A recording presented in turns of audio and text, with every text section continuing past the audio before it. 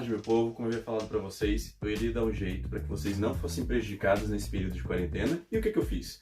Montei esse estúdio aqui meio que de emergência, esse cenário aqui, para que eu possa gravar para vocês algumas aulas e tá dando direcionamento mais específico dentro do nosso conteúdo de ensino de ciências. Mas enfim, continuando o que a gente já tinha visto em sala de aula e com base nas fichas que eu mandei para vocês, o nosso próximo conteúdo seria reprodução.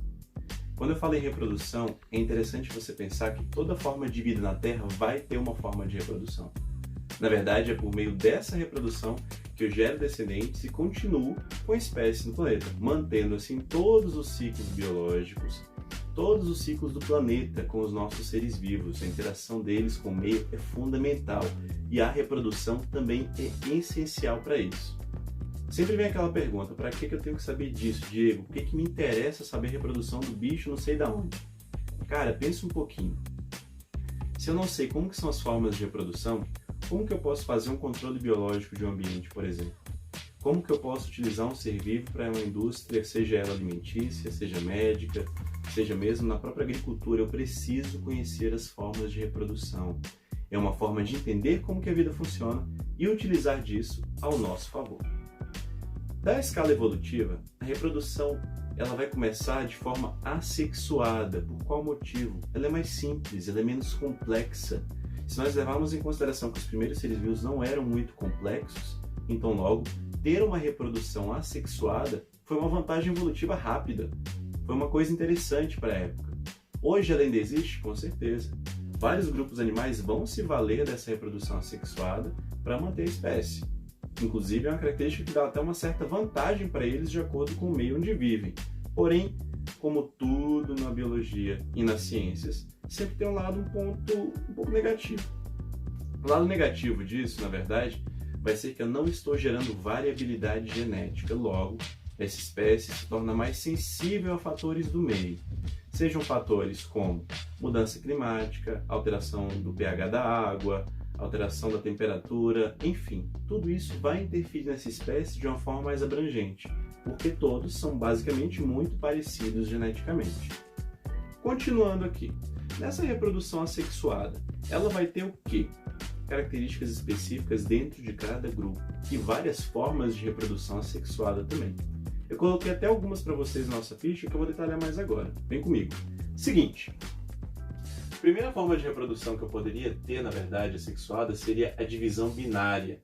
Ela também pode ser chamada de fissão, bipartição ou cisciparidade. Você me pergunta, Diego, pra que esse tanto de nome? Cara, também não sei. É uma dúvida cruel. Mas é o seguinte, cada autor vai utilizar um nome diferente para abordar esse tipo de reprodução. Justamente por isso é interessante que vocês saibam pelo menos os principais nomes, que são os que eu coloquei aqui. Porque assim vocês conseguem interpretar questões do livro de vocês, bem como também entender qualquer reportagem, qualquer coisa que vai falar de reprodução em um dado momento da sua vida. Nessa primeira forma de reprodução, ela é extremamente simples. Ela vai estar presente, por exemplo, nas bactérias e nos protozoários, como também nas planárias, que a gente vai ver mais detalhadamente aí à frente. Enfim, nessa reprodução, eu tenho o quê? Aqui na bactéria, uma célula. Essa célula vai duplicar o seu material genético, que a gente vai estar vendo aqui bem nítido. Lembrando, se eu estou falando de uma bactéria, ela não vai ter envoltório nuclear. Logo, eu estou falando de RNA. Não é DNA, mas o RNA também não deixa de ser um material genético. Lembrem-se sempre disso. Vou dividir essa célula, depois que eu dividir o material genético. Logo, agora tenho duas cópias do ser original. Essas duas cópias eu posso chamar até de clones, na verdade, como se fosse um clone biológico, um clone natural ali. Foi feito pela própria natureza. É interessante, com certeza, do ponto de vista de tempo, isso é muito rápido.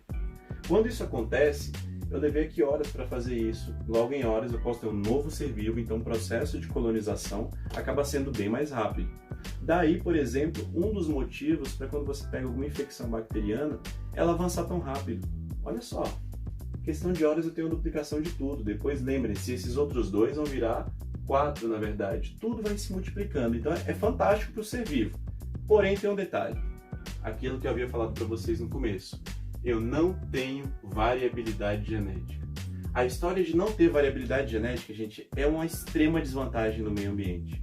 Até porque todos são muito parecidos. Se encontra uma forma, por exemplo, de matar esse organismo, encontrei a forma de matar basicamente todos. Então isso é um pouco complicado para a gente. No caso, ter uma variabilidade genética que garante um maior, como é que eu posso dizer para vocês, sucesso de colonização da espécie. Ela se torna um pouco mais resistente em relação a isso.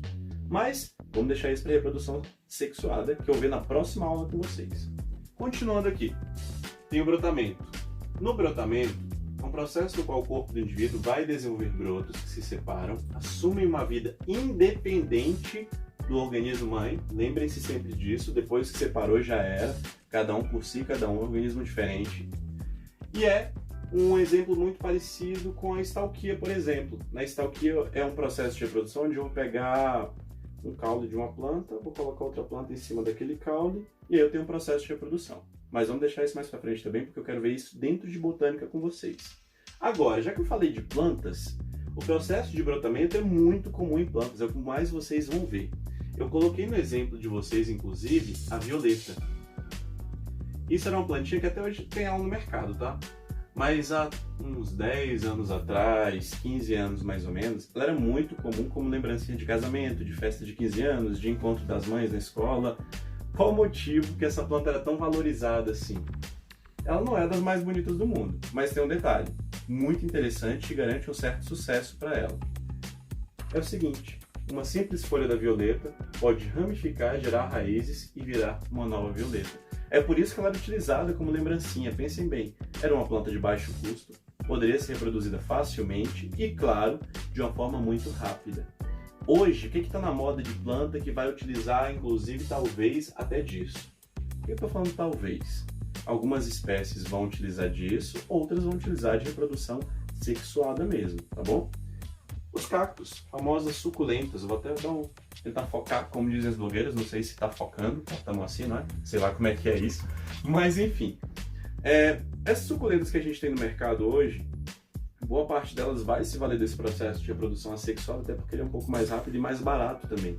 No lugar de você botar uma semente, esperar a planta crescer, germinar, enfim, por aí vai, eu posso tirar um pedacinho desse cacto aqui, ó, e ele já virou um novo cacto. Então, para mim, é vantagem. É muito mais barato de produzir isso, eu consigo vender em larga escala, tá? É um exemplo bem comum que vocês vão encontrar hoje em qualquer mercado. Um outro exemplo que não é tão comum para a gente, porque nós estamos no Cerrado, não estamos em regiões próximas ao mar, seria a hidra, que é um animal marinho. Ela também vai fazer o mesmo processo, gera um broto, esse broto se desprende do animal e vai gerar um novo organismo aqui. Ok, fechamos essa parte do brotamento. Qual que seria então, professor, as outras formas de reprodução? Uma outra forma muito comum que a gente tem também é a fragmentação. Esse é bem interessante. Nesse aqui, o organismo ele vai separar vários pedaços do corpo dele e cada pedaço vai se regenerar, gerando e organizando um novo organismo, literalmente. Isso é fantástico, é uma escala de divisão celular surpreendente. Nesse tipo de reprodução aqui, eu vou estar gerando seres idênticos, tá? Por quê?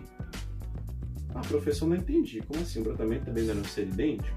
Mais ou menos. Ele é idêntico geneticamente no brotamento. Pensem comigo.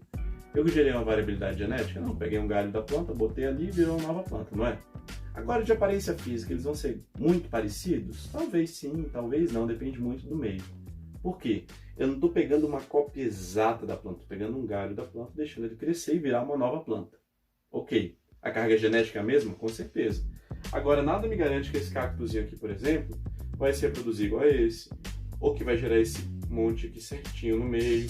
Tudo é uma variável. Eu não consigo dizer para vocês o que vai acontecer aqui na verdade. O que eu consigo dizer é que eu vou ter a mesma carga genética nos dois. Agora, nesse outro caso aqui, lembrem de uma coisa. Estou pegando um pedaço do organismo, não é? É como se eu pegasse um braço de vocês, jogasse em um lugar, o braço crescesse e virasse outro de vocês. Então seria muito parecido, vai ser praticamente idêntico mesmo. Tanto em escala genética quanto em escala fenótica, que se refere à aparência do organismo. Nesse caso aqui, o exemplo que eu coloquei para vocês é o das estrelas.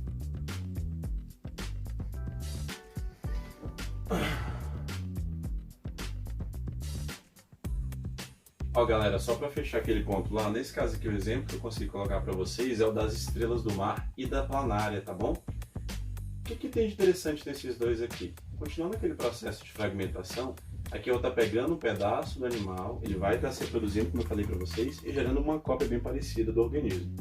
Professor, então posso pegar e picar o bicho todo certinho, bonitinho, em vários cubinhos que ele vai virar um novo? Não, calma, não vai virar um novo assim não. Eu tenho que cortar partes específicas do animal, gente. Eu não posso pegar e fazer vários picadinhos aqui de estrela do mar e querer que cada uma vire uma estrela do mar. Pelo contrário, eu vou fazer um corte em algumas partes, mas eu tenho que garantir uma certa quantidade de células para que aquele tecido possa ter o metabolismo e vir a se reproduzir depois, tá? Um outro exemplo aqui também seria a planária, que vai estar seguindo a mesma linha. Esse bichinho aqui dos plateumintos, ele é fantástico. Ele dá para fazer quase todo tipo de reprodução aqui assexuada com ele.